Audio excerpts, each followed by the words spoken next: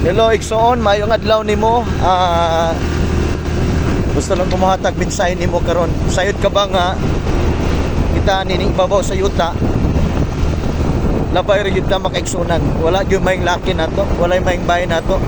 Kitang tanan makaigsunan, strangers na ta ni nga kalibutan. Unya nga atong mga adlaw, bulan ug tuig nakadetermine sa Ginoo. Usa akong mga pagdasig nimo karon, ayaw usikig, ayaw sayang ang kinabuhi. Mintras naginhawa pa ta, himuan ni nga treasure nimo, i-value ni makaigsunan sa paagi nga ikaw maghandom og maghunahuna ka kanunay sa imong magbubuhat. Nga mao ang Dios mo'y tagyas tong kinabuhi.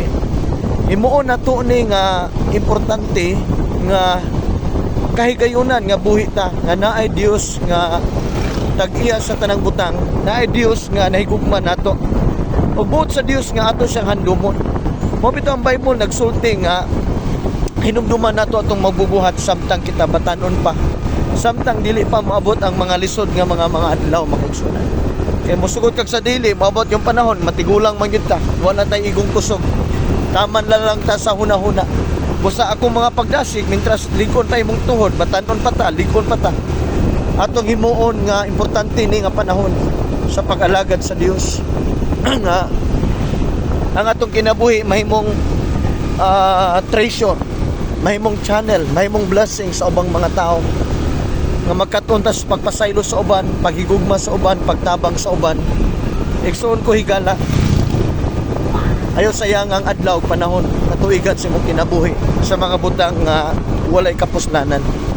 Ibalyo ang matag bulan, adlaw, tuig sa imong kinabuhi sa pag-alagad sa Dios, sa paghigugma sa ubang tao, sa pagtabang sa uban. Busa igsoon ako magaingon nimo nga gihigugma ta pag-ayo sa Dios, pagbuot sa Dios nga mahigugma usab ta niya o mahigugma usab ta sa mga tao nga nagpalibot nato. Sa igsoon, salamat kayo nga niniura sa imo ning gitagag pagtagad.